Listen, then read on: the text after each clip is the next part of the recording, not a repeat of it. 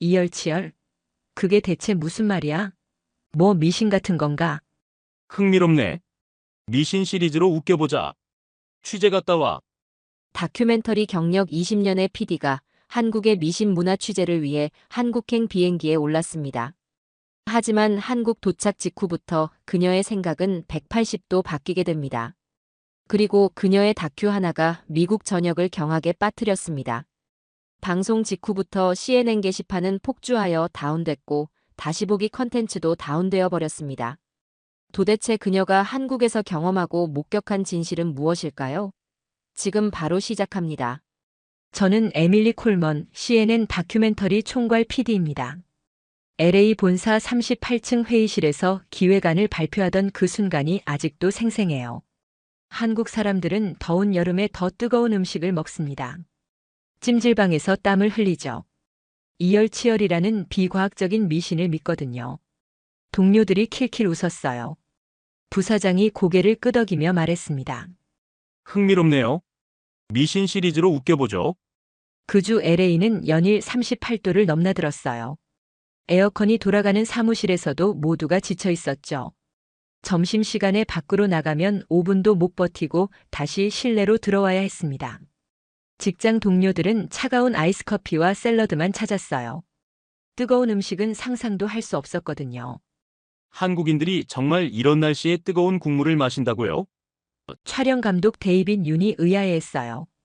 그는 재미교포 2세라 한국어는 유창했지만 한국 문화에는 거리감이 있었거든요. 제가 하버드 저널리즘 스쿨에서 세계 문화 비교론을 전공했을 때도 이런 비합리적인 행동 패턴을 다룬 적이 있었어요. 더위엔 차가운 것, 추위엔 따뜻한 것이 전 세계 공통 상식이라고 배웠거든요. 심리학자들도 인간의 기본 욕구라고 정의했죠. 그런데 한국인들만 정반대로 행동한다니 정말 신기했습니다. 과학적 근거가 전혀 없어 보이는데요. 제가 질문했죠. 부사장이 웃으며 답했습니다. 그래서 더 재미있잖아요. 미국 시청자들이 좋아할 거예요. 동양의 신비주의를 파헤치는 거죠. 사실 저도 은근히 기대됐어요. 이런 기이한 문화를 파헤치는 다큐멘터리를 만들면 꽤 화제가 될 것 같았거든요. 시청률도 좋을 것 같았고요. 회의실 창밖으로 보이는 LA 시내는 찜통 같았어요. 도로 위로 아지랑이가 피어오르고 사람들은 그늘만 찾아다녔죠. 에어컨이 없는 건물은 거의 폐쇄 상태였습니다. 이런 날씨에 일부러 더 뜨거운 곳으로 간다고요? 정말 이상한 민족이네요. 동료 프로듀서가 고개를 저었어요. LA 공항에서 인천행 비행기에 오르면서도 반신반의했어요. 정말 더운 날에 뜨거운 음식을 먹을까? 기내에서 한국 여름 기후 자료를 다시 검토했습니다. 습도 80%, 기온 35도. 이런 날씨에 찜질방이라니 상상만 해도 숨이 막혔어요. 하지만 13시간의 비행 끝에 인천공항에 도착하면서 제 편견은 산산조각 나기 시작했습니다. 비행기에서 내리는 순간부터 뭔가 달랐습니다.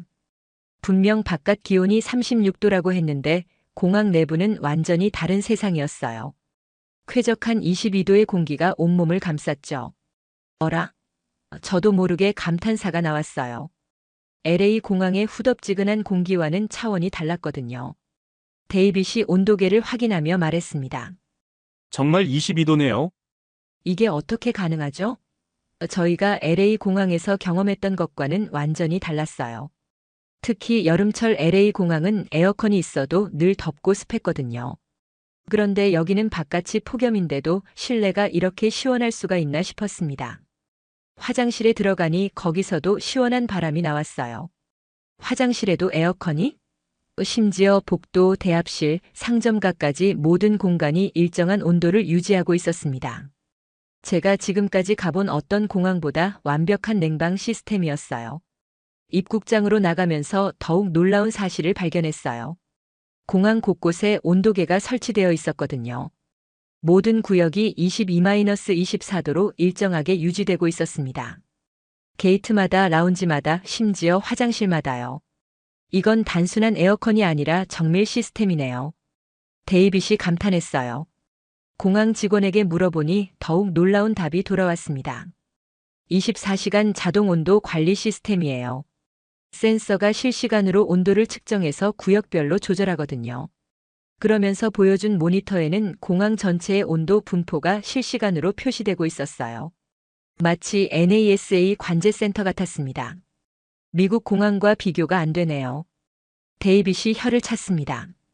JFK 공항도 LAX도 이 정도는 아니었거든요. 특히 여름철엔 대기실에서도 땀이 났었죠.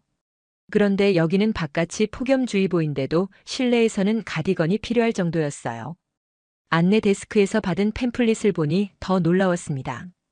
친환경 냉방 시스템으로 에너지 효율 1등급 달성이라고 적혀 있었어요.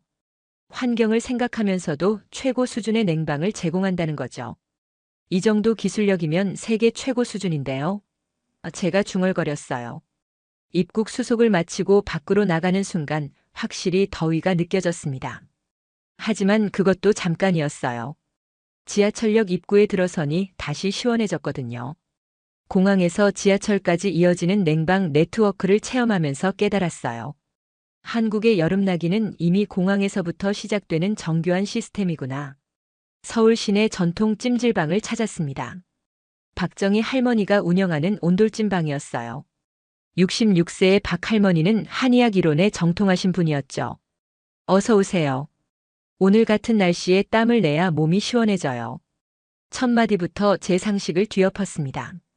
밖은 35도인데 더 뜨거운 곳으로 가자니 이해할 수 없었거든요. 80도 황토방에 들어가니 정말 숨이 막혔어요. 이게 어떻게 시원함과 연결되나요? 제가 땀을 흘리며 물었죠. 박 할머니가 환하게 웃으며 설명해 주셨습니다. 몸의 열을 밖으로 내보내야 속이 시원해져요. 에어컨은 겉만 차갑게 하지만 찜질방은 속부터 시원하게 만들어줍니다. 한의학적으론 체내 열독을 배출하는 원리라고 하시더라고요. 처음에는 견디기 힘들었어요. 5분도 안 돼서 온몸이 땀으로 범벅이 됐거든요. 정말 못 견디겠어요. 제가 나가려고 하자 할머니가 말렸습니다. 조금만 더 참아보세요. 10분만 지나면 몸이 적응해요. 정말 신기한 일이 벌어졌어요. 10분쯤 지나니까 몸이 적응하면서 오히려 편해지기 시작한 거예요. 이상하다. 분명 뜨거운데 왜 편하지? 제가 중얼거리자 옆에 있던 단골 아저씨가 웃으며 말했습니다. 처음이시죠? 20분만 더 있어 보세요. 나가면 바깥 공기가 얼마나 시원한지 깜짝 놀랄 거예요. 그분 말씀대로 30분을 버텨보았어요. 온몸에서 땀이 줄줄 흘렀지만 이상하게 개운했습니다. 찜질방에서 나오니 기적 같은 일이 벌어졌어요. 35도 바깥 공기가 에어컨 바람처럼 느껴지는 거예요. 세상에 이게 가능해? 제가 깜짝 놀라자 데이빗도 신기해했습니다. 체감 온도가 완전히 바뀌었네요. 몸의 온도 감각이 리셋된 것 같았어요. 이게 바로 이열치열입니다. 박 할머니가 구운 계란과 식혜를 내주시며 말씀하셨어요. 더위에 맞서는 게 아니라 더위를 이용하는 거예요. 몸의 온도 조절 능력을 키우는 거죠.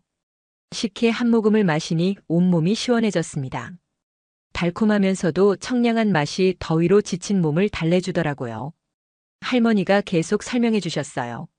서양 사람들은 에어컨으로 몸을 차게 만들지만 우리는 몸 스스로 더위에 적응하도록 도와줘요. 그래서 나중에 더 시원함을 느끼는 거죠. 다른 손님들도 고개를 끄덕였어요. 여름에 찜질방 다니면 더위를 덜 타게 돼요. 에어컨 병도 안 걸리고요. 데이빗이 카메라를 들고 있던 손을 내렸어요. 이건 단순한 미신이 아니네요. 과학적인 원리가 있어요. 맞았어요.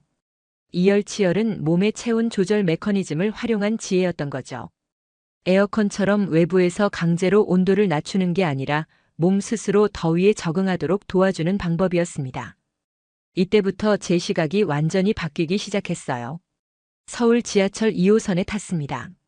러시아워 시간대였는데도 차내는 놀랍도록 시원했어요. 뉴욕 지하철과는 차원이 다른 수준이었죠. 뉴욕에서는 여름철 지하철이 찜통이 되는 게 당연했는데 말이에요. 여름철 전동차 일반 칸의 냉방기 설정 온도는 24도로 운영됩니다라고 서울교통공사에서 공식 발표했더라고요. 한 칸에 냉방 장치가 2대씩 설치되어 있어요. 데이빗이 천장을 가리키며 말했습니다. 현대로템 기술연구소 자료를 보니 최근 제작되는 전동차에는 일반적으로 한 량의 2대가 설치된다고 하더라고요. 8량 편성이면 총 16대의 에어컨이 동시에 돌아가고 있는 거죠. 이게 서울 전체 지하철에서 동시에 일어나고 있다니 상상만 해도 엄청난 규모였어요. 놀라운 건 승객들의 반응이었어요. 냉방은 기본권이에요. 한 시민이 당연하다는 듯이 말했습니다. 여름에 지하철이 덥다? 상상도 못해요. 또 다른 승객도 고개를 끄덕였어요. 에어컨 없는 지하철이면 아무도 안 탈 거예요. 이들에게 냉방은 선택이 아니라 필수였던 거죠. 미국과 비교하면 어떤 것 같으세요? 제가 물었더니 한 대학생이 웃으며 답했습니다. 미국 친구가 한국 와서 가장 놀란 게 지하철 에어컨이라고 하더라고요. 자기네는 여름에 지하철 타는 게 고문이라면서요.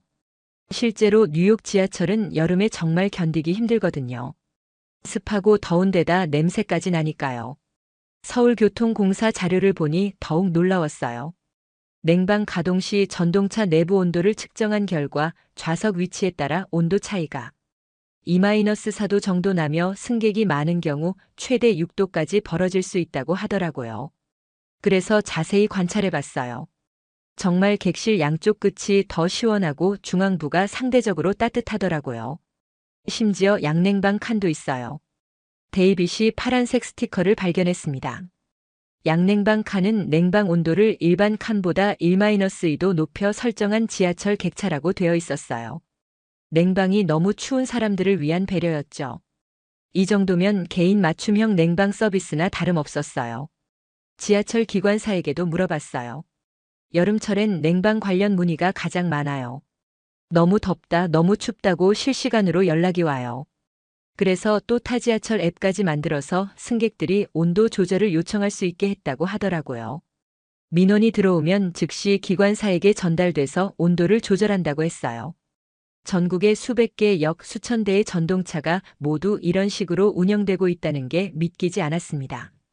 이건 단순한 교통수단이 아니라 이동하는 냉방시설이었어요. 하루에 수백만 명이 이용하는 지하철이 모두 24도로 유지된다니 이게 바로 한국의 냉방 인프라구나 싶었습니다. 새벽 2시 호텔 근처 편의점을 찾았습니다. 한국 편의점의 24시간 냉방 시스템을 직접 확인하고 싶었거든요. 문을 열고 들어서니 찬 바람이 온몸을 감쌌어요. 밖은 여전히 26도인데 편의점 안은 완벽한 22도였습니다. 24시간 내내 에어컨을 틀어요? 제가 점주에게 물었습니다. 당연하죠. 여름엔 편의점이 피난처 역할을 해야 하거든요. 점주가 자연스럽게 답했어요. 특히 새벽 시간에 산책하시는 분들, 야근하는 직장인들이 잠깐씩 들어와서 쉬어가세요. 편의점이 단순한 상점이 아니라 공공쉼터 기능을 하고 있었던 거죠. 밤늦은 시간인데도 손님들이 계속 들어왔어요. 야근하는 직장인, 산책 나온 주민들, 배달 기사님들까지 시원해서 잠깐 들어왔어요. 한 아주머니가 말했습니다. 집에서 여기까지 5분인데 그 사이에 땀이 나더라고요.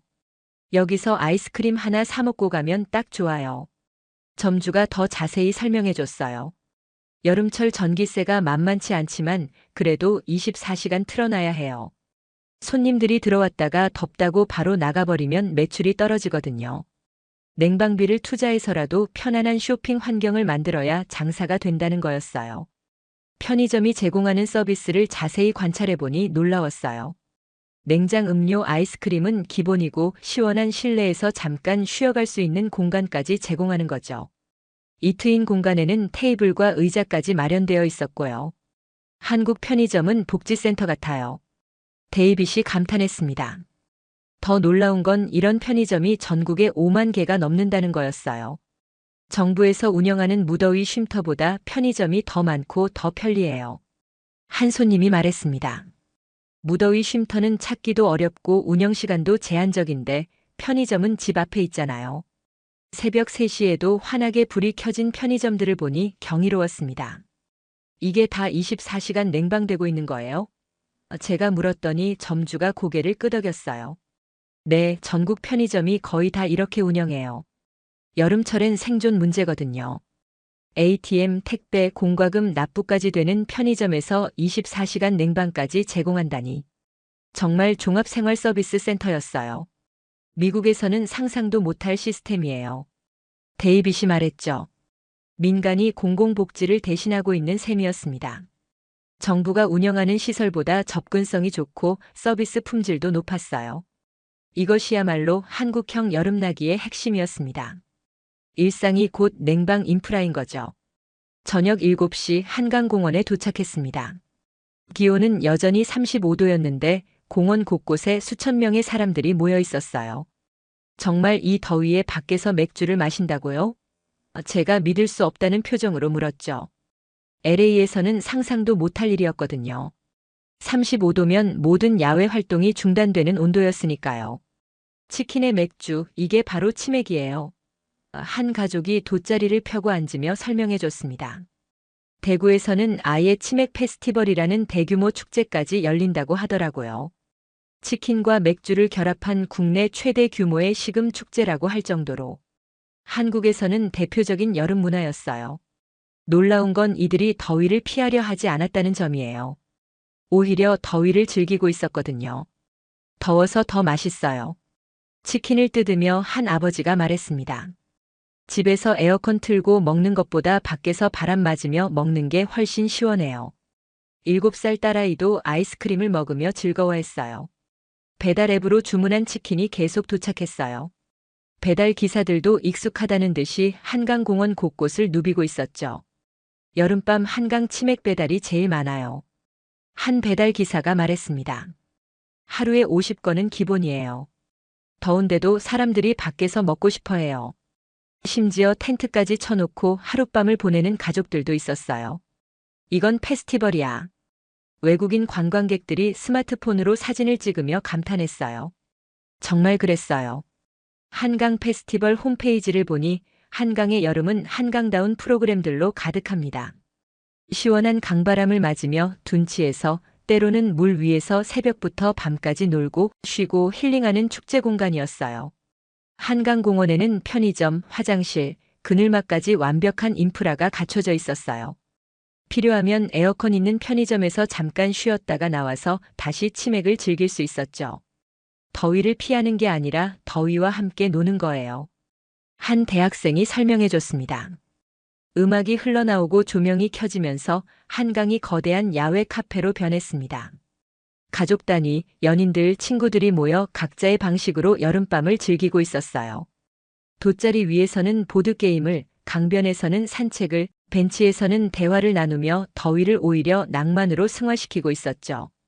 미국에서는 이런 광경을 볼 수 없어요. 데이빗이 감탄했습니다. 35도면 모든 야외 활동이 정지되는데 여기서는 축제가 열리네요. 더위를 회피하는 게 아니라 더위와 함께 살아가는 문화였죠. 이때 깨달았어요. 한국인들에게 여름은 견뎌야 할 시련이 아니라 즐겨야 할 계절이구나. 서울 시내 한 가정집을 방문했습니다.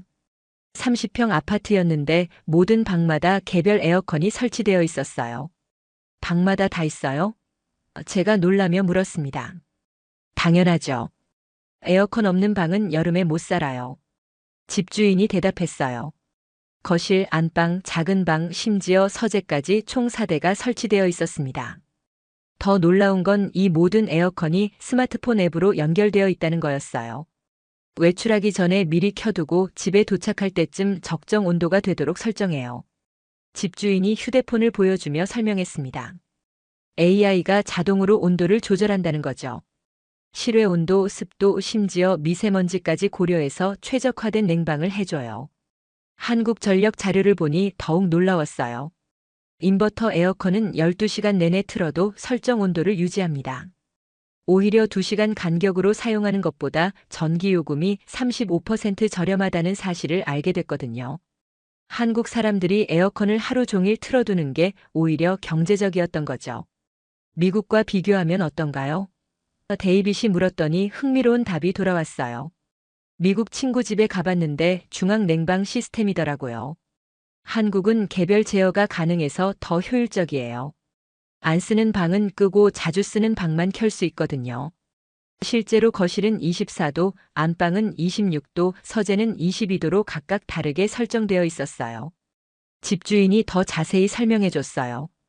요즘 에어컨은 단순히 차게만 하는 게 아니에요. 공기청정, 제습, 심지어 바이러스 제거까지 되거든요. 정말 최신형 에어컨을 보니 온갖 기능이 다 들어있더라고요.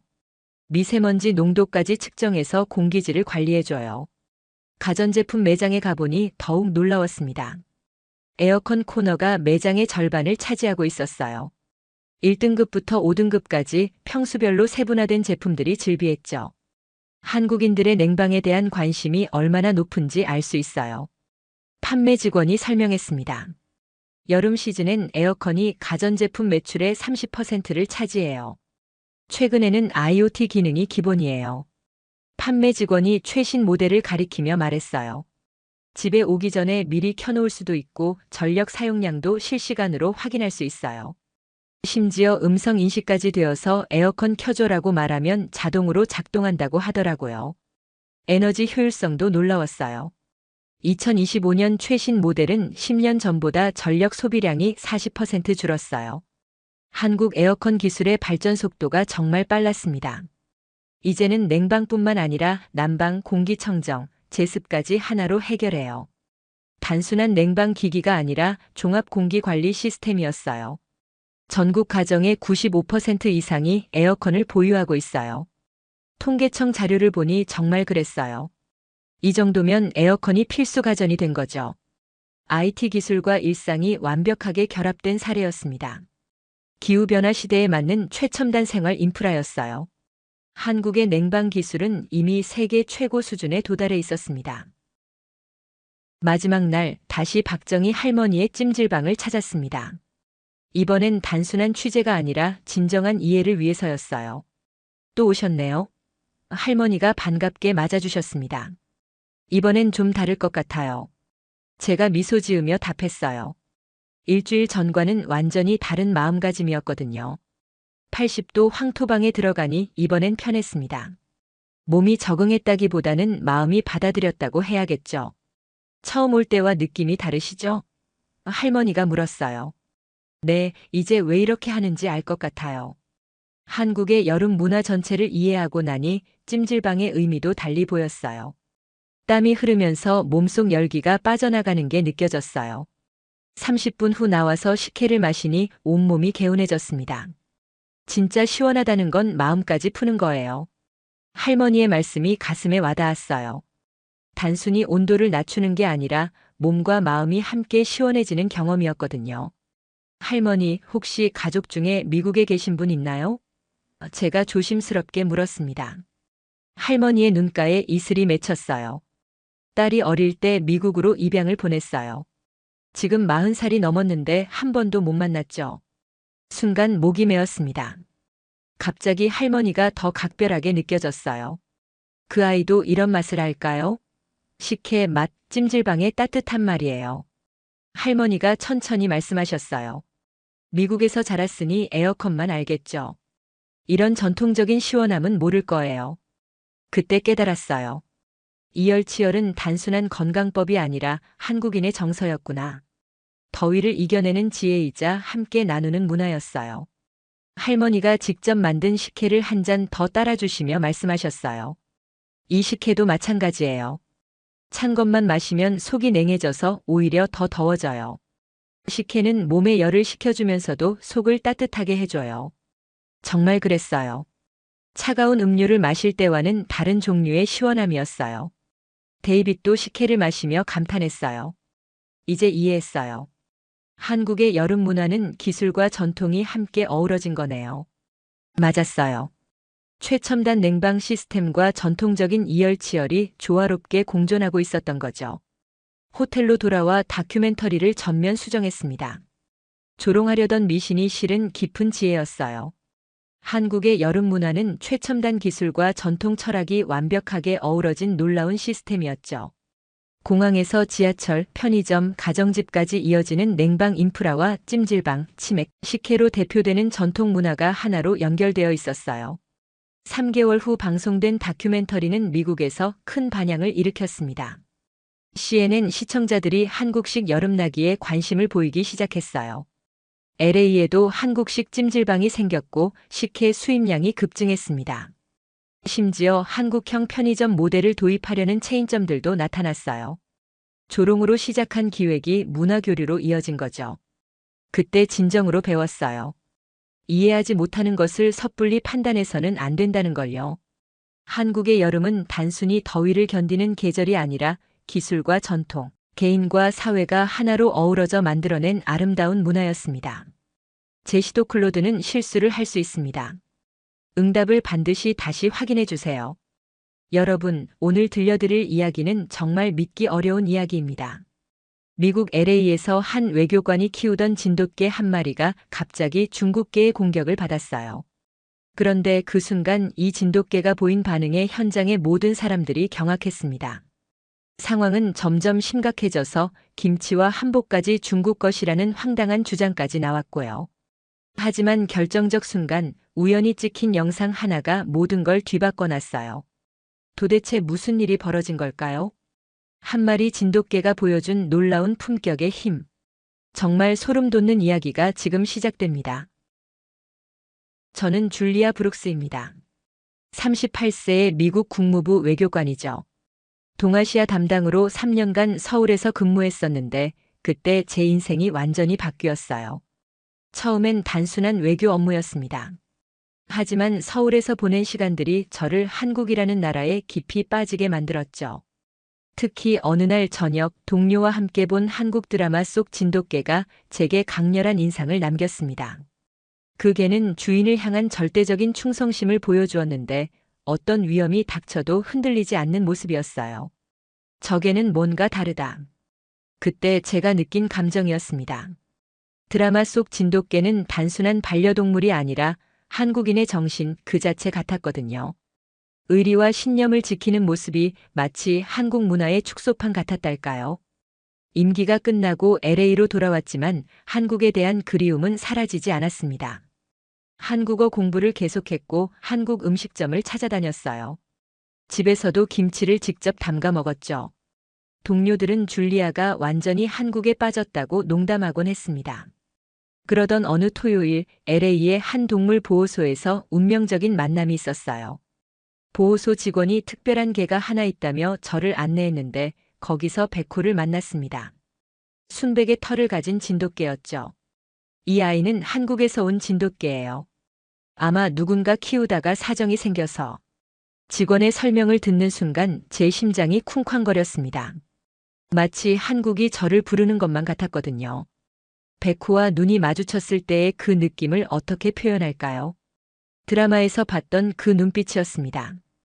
깊고 진중하면서도 어딘가 고독한 표정이었죠. 이 아이와 함께 살아야 한다. 그 순간 확신했어요. 입양 절차를 밟으면서 백호의 특이한 점들을 발견했습니다. 다른 개들과 달리 집안을 정리정돈하는 습관이 있었어요. 자신의 장난감을 한쪽에 가지런히 놓고 물그릇과 사료그릇도 항상 제자리에 두었죠. 더 신기한 건 제가 한국어로 명령을 내릴 때의 반응이었습니다. 앉아라고 하면 즉시 앉았고 기다려라고 하면 제가 허락할 때까지 꼼짝하지 않았어요. 영어 명령보다 한국어에 더 민감하게 반응했죠. 매일 저녁 퇴근하면 백호는 현관 앞에서 기다리고 있었습니다. 꼬리를 살랑살랑 흔들며 저를 맞이하는 모습이 얼마나 사랑스러웠는지 몰라요. 하지만 손님이 오면 경계심을 드러냈죠. 짖지는 않았지만 멀찌감치 떨어져서 상황을 지켜보는 모습이었어요. 친구들이 놀러와서 와 정말 진돗개답다고 감탄했습니다. 줄리아, 이 개는 너만 바라본다. 다른 사람은 안중에도 없어. 맞았어요. 백호에게 저는 유일한 주인이었고 저 역시 백호에게서 한국에서 느꼈던 그 특별한 감정을 다시 느끼고 있었거든요. 그렇게 백호와 함께하는 일상이 시작되었습니다. 매일이 새로웠어요. 이 아이를 통해 한국 문화의 깊이를 더욱 실감하게 되었죠. 충성과 의리, 절제와 품격. 백호는 살아있는 한국 문화 그 자체였습니다. 백호와 함께한 지 6개월이 지났을 때였습니다. 매주 토요일마다 그리피스 공원에서 산책을 하는 게 저희의 루틴이었어요. 이날도 평소처럼 공원을 걷고 있는데 멀리서 굉장히 푸근한 개 한 마리가 보였습니다.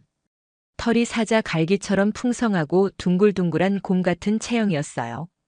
주인은 중국계 남성으로 보였고 나이는 저보다 조금 많아 보였죠. 개가 워낙 특이해서 자꾸 시선이 갔습니다. 그 남성이 저를 향해 다가오더니 영어로 말을 걸었어요. 아름다운 개네요. 진돗개인가요? 네, 맞습니다. 백호라고 해요. 당신 개도 정말 멋지네요. 차우차우죠? 황제입니다. 제 이름은 리웨이장이고요. 중식당을 몇 개 운영하고 있어요. 그는 자신감 넘치는 목소리로 자기소개를 했습니다. 저희는 벤치에 앉아 각자의 개에 대해 이야기하기 시작했어요. 리웨이는 황제에 대해 자랑스럽게 설명했습니다.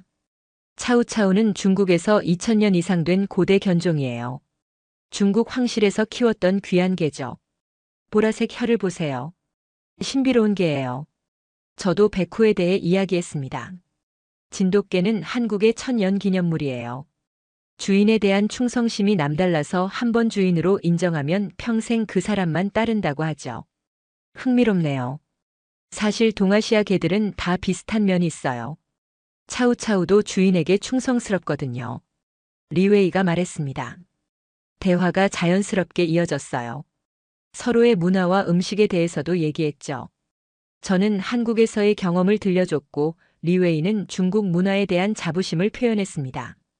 그런데 줄리아, 한국 문화 중에 중국에서 유래된 것들이 많다는 걸 아시나요? 리웨이가 갑자기 화제를 바꿨어요. 물론 역사적으로 교류가 있었죠. 하지만 한국만의 독특한 문화도 많아요. 물론이죠. 하지만 근본적으로는 리웨이가 말을 이어가려던 순간 황제가 갑자기 백호 쪽으로 다가갔습니다. 백호는 처음에는 조심스럽게 냄새를 맡으며 인사하려 했어요. 진돗개답게 예의 바른 모습이었죠. 하지만 황제는 좀 더 적극적이었습니다. 몸집도 백호보다 컸고 어딘가 거만한 기색이 있었어요. 우리 개들끼리도 인사시켜 볼까요? 리웨이가 제안했습니다. 좋은 생각이네요. 백호는 다른 개들과도 잘 어울려요. 저는 리드줄을 조금 풀어줬습니다. 두 개가 서로 냄새를 맡으며 탐색하는 모습을 보면서 저희는 계속 대화를 나눴어요. 서로의 나라와 문화에 대한 이야기였죠. 분위기는 평화로웠습니다. 한국과 중국은 오랜 이웃이니까 서로 배울 점이 많을 거예요. 제가 말했어요. 그렇죠. 사실 아시아 문화의 뿌리를 찾아보면 리웨이가 또다시 의미심장한 표정을 지었습니다. 그때 제 눈에 백호의 표정이 들어왔어요. 평소보다 조금 긴장해 보였지만 여전히 차분했습니다. 반면 황제는 점점 흥분 상태가 되어가는 것 같았어요. 털을 세우고 백호 주변을 돌기 시작했죠. 황제가 좀 흥미로워하는 것 같네요. 리웨이가 웃으며 말했습니다. 백호는 괜찮을 거예요.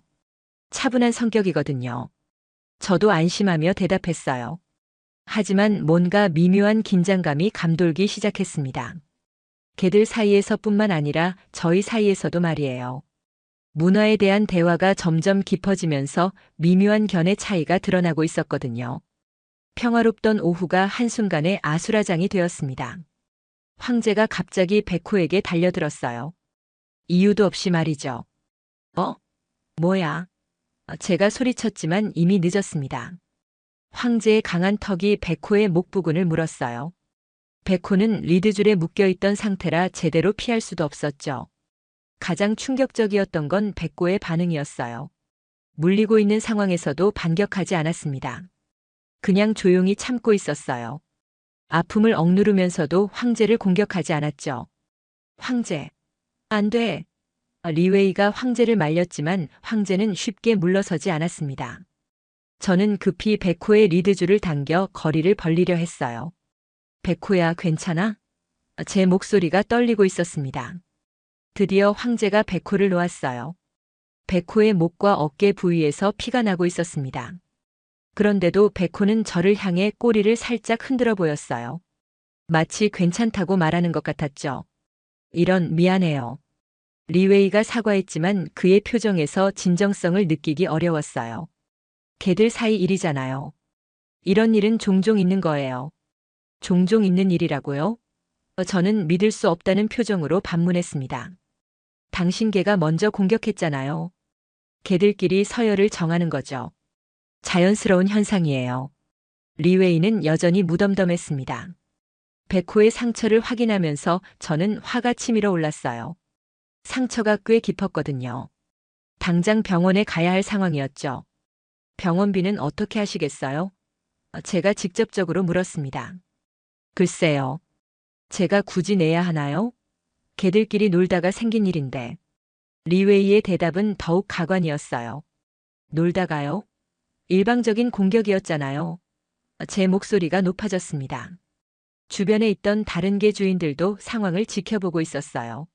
몇몇 분들이 저에게 다가와 괜찮으시냐고 물어봤죠. 차우차우가 먼저 공격했는데 책임지지 않으려 한다니. 한 할머니가 중얼거렸습니다. 리웨이는 점점 방어적인 태도를 보였어요. 우리 황제는 원래 온순한 개예요. 아마 상대방이 도발했을 거예요. 도발이라고요?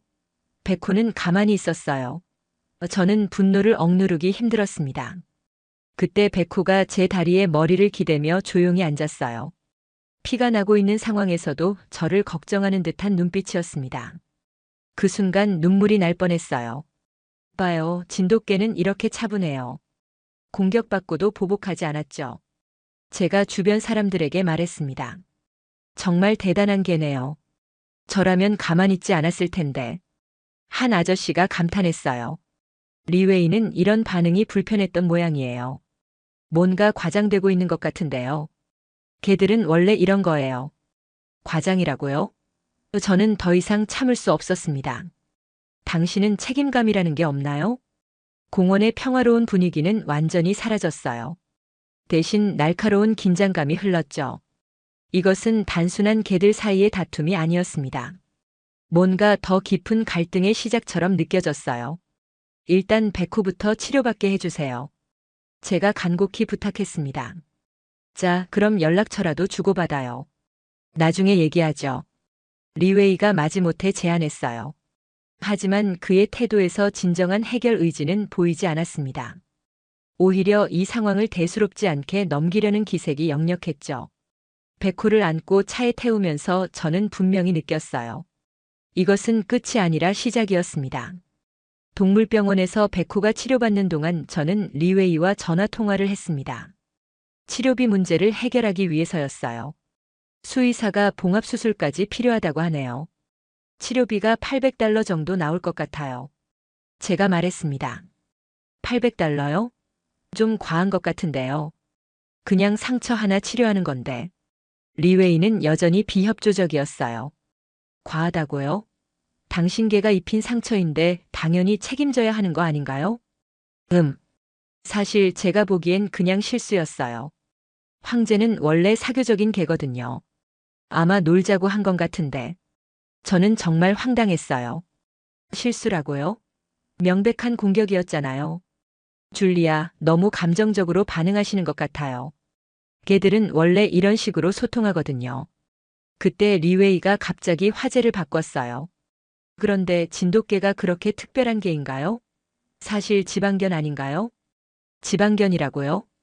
제 목소리가 높아졌습니다. 진돗개는 한국의 천년 기념물이에요. 아, 그런 건 알고 있어요. 하지만 큰 틀에서 보면 중국에서 전해진 게 아닌가요? 차우차우처럼 말이에요. 저는 화가 머리끝까지 치밀어 올랐어요. 무슨 소리예요?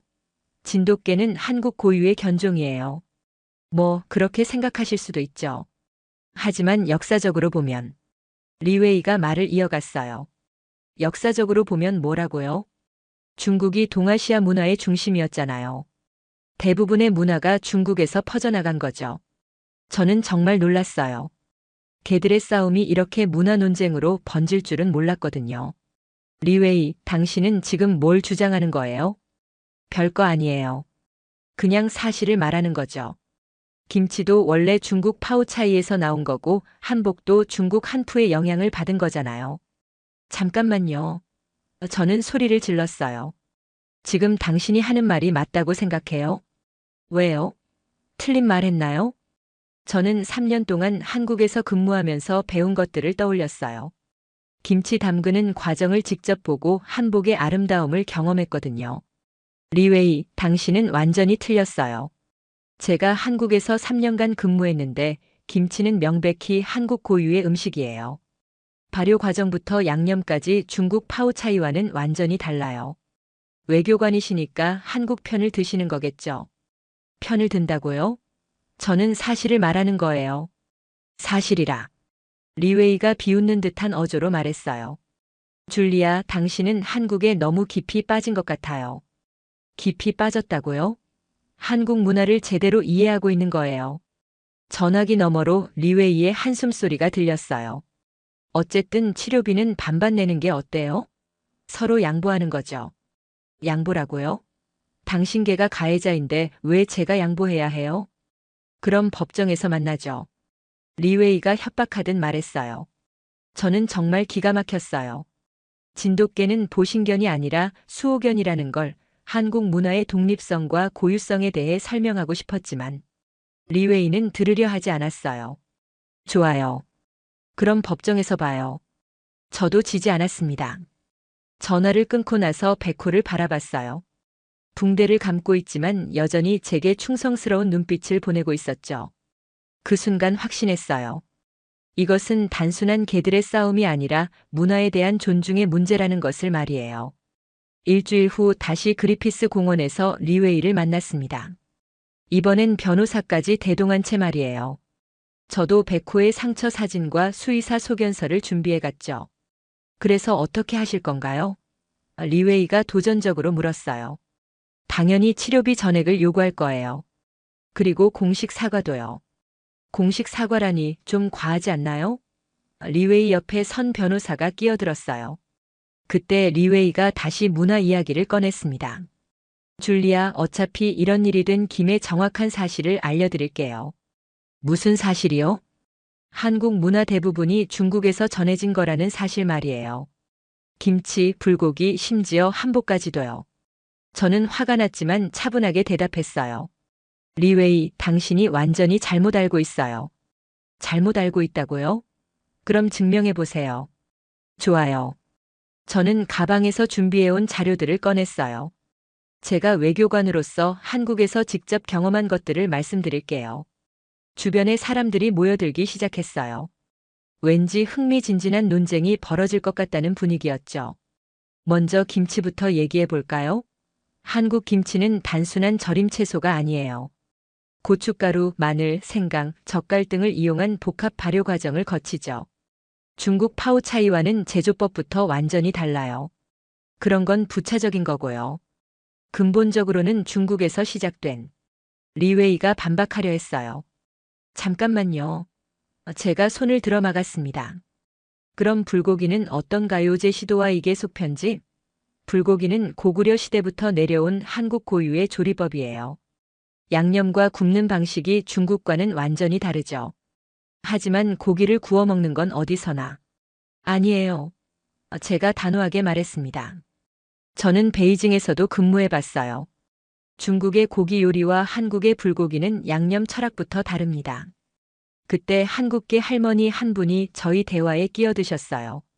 아가씨 말이 맞아요. 우리 김치가 언제 중국 거였어? 우리 할머니의 할머니가 다 담그던 것인데. 맞아요. 다른 한국계 아저씨도 거들었습니다. 한복도 마찬가지예요.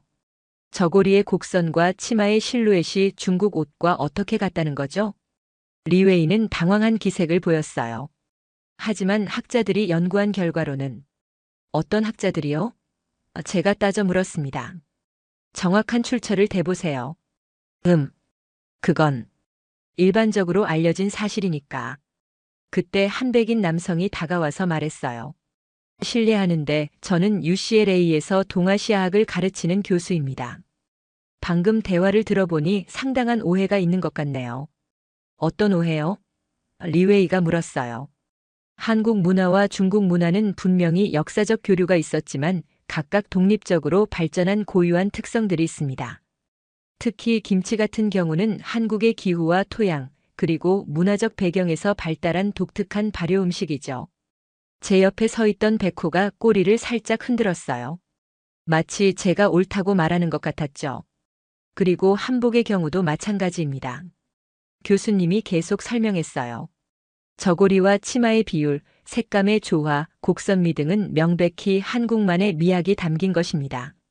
리웨이는 점점 궁지에 몰리는 것 같았어요. 하지만, 리웨이, 당신은 문화에 대한 기본적인 존중이 부족해요.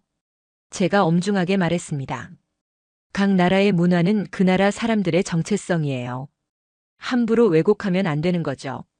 주변에 모인 사람들이 박수를 쳤어요. 한국계뿐만 아니라 다른 국적의 사람들도 제 편을 들어주었죠. 맞아요. 요즘 중국에서 너무 이상한 주장들을 많이 하던데. 한 일본계 아주머니가 중얼거렸어요. 제가 한국에 여행 갔을 때 김치 체험을 해봤는데 정말 독특하고 복잡한 과정이더라고요. 백인 청년도 한마디 거들었습니다. 리웨이는 완전히 기세가 꺾인 상태였어요.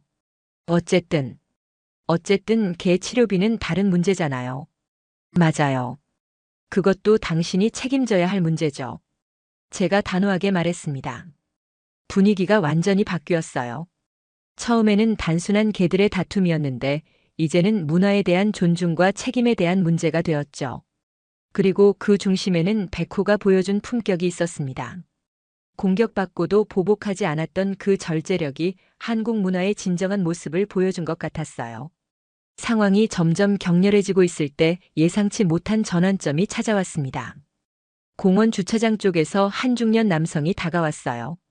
실례합니다. 방금 전 말다툼을 들었는데 혹시 일주일 전에 개들이 싸운 일 때문인가요? 네, 맞습니다. 제가 대답했어요. 제가 마침 그때 여기 주차되어 있던 차 주인입니다. 블랙박스에 그 장면이 찍혔을 수도 있어요. 순간 모든 사람들이 조용해졌어요. 리웨이의 얼굴이 굳어지는 게 보였죠. 정말요? 확인해 볼 수 있을까요? 제가 간절하게 부탁했습니다. 물론이죠. 차가 바로 저기 있어요. 그분이 주차장을 가리켰어요. 모든 사람들이 따라가기 시작했어요. 리웨이는 망설이더니 마지못해 따라왔죠. 아마 거부하면 더 의심받을 것 같아서였을 거예요. 차량에 도착해서 블랙박스 영상을 확인하는 순간 저는 가슴이 뛰었어요. 만약 명확한 증거가 나온다면. 자, 여기 있네요. 일주일 전 오후 2시 30분경 영상입니다. 차주분이 스마트폰에 영상을 띄워주었어요. 영상이 재생되기 시작했습니다. 처음에는 저희가 벤치에서 대화하는 모습이 보였어요. 그 다음에 두 개가 서로 냄새를 맡으며 인사하는 장면이었죠. 여기 보세요. 차주분이 화면을 가리켰어요. 영상 속에서 백호는 정말 얌전하게 서 있었어요. 꼬리도 평온하게 내리고 있었고 황제의 냄새를 맡으며 예의 바르게 인사하고 있었죠. 그런데 황제는 달랐어요. 점점 흥분 상태가 되어가는 게 명확히 보였습니다. 털을 세우기 시작했고 백호 주변을 도전적으로 돌기 시작했어요. 저기 보세요. 한국계 할머니가 흥분해서 말씀하셨어요. 백호는 정말 가만히 있잖아요. 영상은 계속 이어졌어요. 백호는 끝까지 공격적인 자세를 취하지 않았습니다. 오히려 황제가 너무 흥분하자 한 발 뒤로 물러서려고 했어요. 바로 그 순간이었습니다. 황제가 갑작스럽게 백호에게 달려들어 목 부위를 문 장면이 선명하게 나왔어요. 아! 여러 사람들이 동시에 탄성을 질렀어요. 가장 놀라운 건 백호의 반응이었어요. 물리고 있는 상황에서도 황제를 공격하지 않았습니다. 그냥 조용히 참고 견디고 있었죠. 리드줄에 묶여 있어서 피할 수도 없는 상황이었는데도 말이에요. 이건 완전히 일방적인 공격이네요. UCLA 교수님이 탄식했어요. 리웨이는 할 말을 잃은 채 서 있었어요. 얼굴이 창백해진 게 보였죠. 리웨이, 이걸 보고도 당신 개가 먼저 공격한 게 아니라고 할 건가요? 제가 물었습니다. 이건. 리웨이가 말을 더듬었어요. 영상이 모든 걸 말해주고 있어요. 제가 단호하게 말했습니다.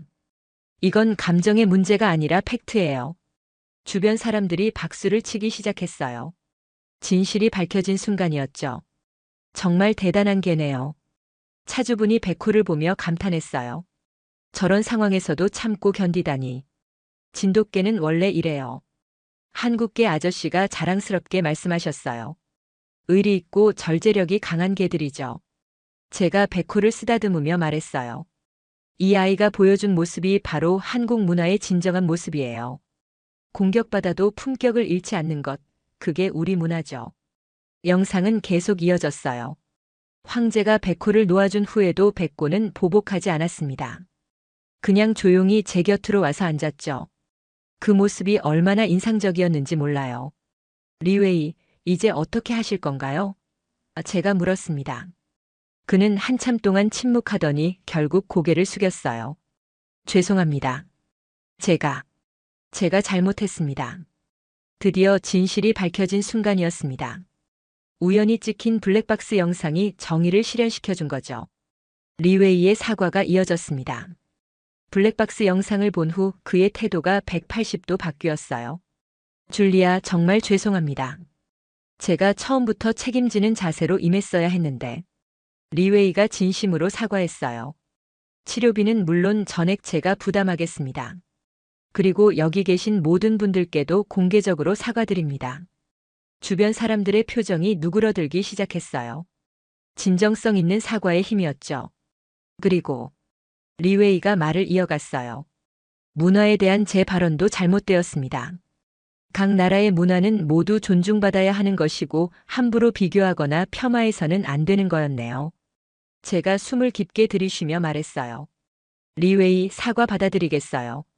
하지만 이건 단순히 개들의 문제가 아니었어요. 서로의 문화를 존중하는 마음의 문제였죠. 맞습니다. 제가 깨달았어요. 리웨이가 고개를 끄덕였어요. 우리 모두 서로에게서 배워야 하는 게 맞는 것 같아요. 그때 정말 놀라운 일이 일어났어요. 백호가 조심스럽게 리웨이에게 다가간 거예요. 상처를 입혔던 황제의 주인에게 말이죠. 리웨이가 놀랐어요. 백호가 저에게 오네요. 백호는 리웨이 앞에 앉더니 꼬리를 살짝 흔들었어요. 마치 이제 괜찮다고 말하는 것 같았죠. 세상에. 주변 사람들이 감탄했어요. 이 개는 정말 특별하네요. 리웨이가 눈물을 글썽이며 말했어요. 자신을 다치게 한 상대방까지 용서하다니. 제가 말했어요. 이게 바로 진돗개의 품성이에요. 그리고 한국 문화의 정신이기도 하죠. UCLA 교수님이 나서서 말씀하셨어요. 정말 감동적인 장면이네요. 동물이 인간에게 관용과 화해의 모범을 보여주고 있어요. 리웨이가 조심스럽게 백호를 쓰다듬으려 했어요. 백호는 잠시 경계하는 듯 했지만 곧 허락했죠. 고마워, 백호야. 정말 미안했어. 리웨이가 진심을 담아 말했어요. 그 순간 황제도 상황을 이해한 듯 조용히 다가왔어요. 이번엔 공격적이지 않았습니다. 오히려 미안하다는 듯한 표정이었죠. 황제도 미안하다고 하는 것 같네요. 리웨이가 자신의 개를 보며 말했어요. 두 개가 다시 냄새를 맡기 시작했어요. 하지만 이번엔 완전히 다른 분위기였습니다.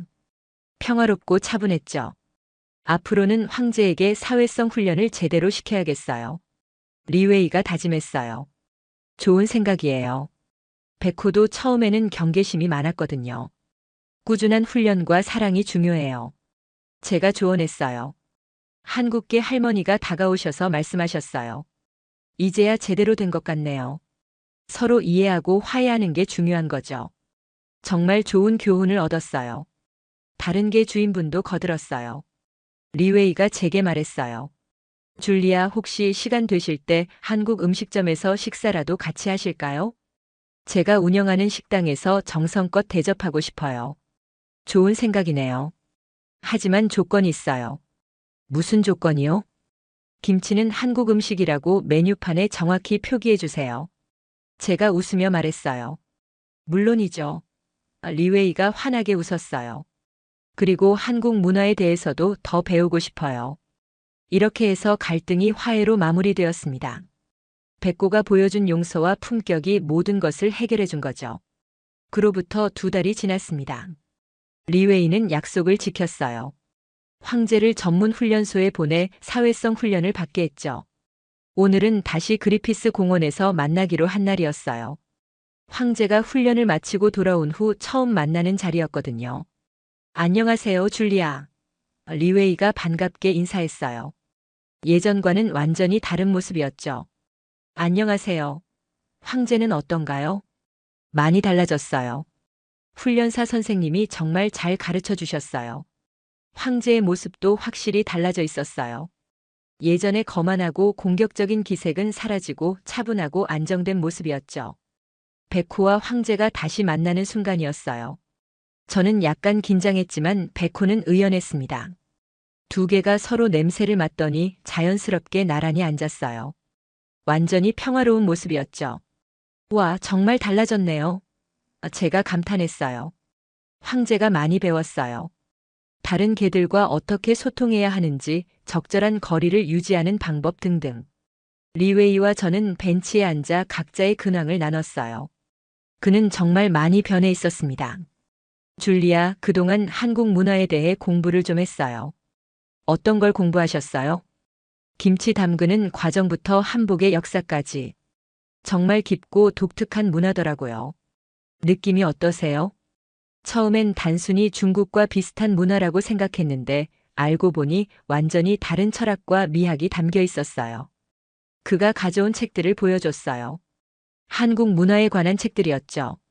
특히 한복의 곡선미와 색감 조화는 정말 독특해요. 중국 한푸와는 완전히 다른 아름다움이 있더라고요. 제가 웃으며 말했어요. 그런 걸 깨달으셨다니 기쁘네요. 그리고 제 중식당 메뉴도 수정했어요. 한국 음식 코너를 따로 만들고 김치는 코리안 김치라고 정확히 표기했어요. 정말요? 대단하네요. 그때 백호와 황제가 함께 공을 가지고 놀기 시작했어요. 서로 배려하면서 조화롭게 놀고 있었죠. 저 모습을 보니까 정말 흐뭇하네요. 리웨이가 말했어요. 맞아요. 서로 다른 배경을 가진 존재들이 이렇게 조화를 이룰 수 있다는 게 얼마나 아름다운 일인지. 리웨이가 진지하게 말했어요. 줄리아, 사실 고백할 게 있어요. 뭔가요? 처음에 황제가 백호를 공격했을 때 제가 황제를 말리지 않은 이유가 있었어요. 저는 놀라서 그를 바라봤어요. 무의식 중에 중국계가 한국계보다 우위에 있어야 한다는 생각이 있었던 것 같아요. 정말 부끄러운 일이었죠. 그런 생각을 하셨었군요. 네. 하지만 백호가 보여준 품격을 보고 깨달았어요. 진정한 우위는 힘이 아니라 품성에서 나온다는 걸 말이에요. 저는 그의 솔직함에 감동했어요. 그리고 이제 알겠어요. 각 나라의 문화가 모두 소중하고 아름답다는 것을요. 우리는 계속해서 대화를 나눴어요. 한국과 중국의 문화 그리고 미국에서의 다문화 공존에 대해서 말이죠. 앞으로 한국문화원에서 문화교류 행사를 할 때 제가 도움이 될 수 있을까요? 리웨이가 제안했어요. 정말 좋은 생각이네요. 한중 문화교류에 큰 도움이 될 것 같아요. 해가 지기 시작할 무렵 저희는 공원을 나섰어요. 백호와 황제는 이제 완전히 친구가 되어 있었죠. 줄리아, 마지막으로 하고 싶은 말이 있어요. 뭔가요? 백호 같은 친구가 있어서 당신은 정말 행복할 거예요. 저에게도 황제가 있지만 백호만큼 품격 있는 개는 처음 봤어요. 제가 백호를 쓰다듬으며 말했어요. 맞아요. 제 최고의 외교 파트너는 백호예요. 그날 밤 집에 돌아와서 백호를 보며 생각했어요. 이 작은 개 한 마리가 보여준 품격이 얼마나 큰 변화를 만들어냈는지를 말이에요. 문화 간의 갈등을 해결하고 진정한 이해와 존중을 이끌어낸 것은 바로 백호의 절제력과 품성이었어요. 한국 문화의 진정한 힘이 무엇인지를 전 세계에 보여준 거죠. 이제 저는 확신합니다. 진정한 외교는 힘이 아니라 품격에서 나온다는 것을, 그리고 백호야말로 제 인생 최고의 외교 파트너라는 것을 말이에요.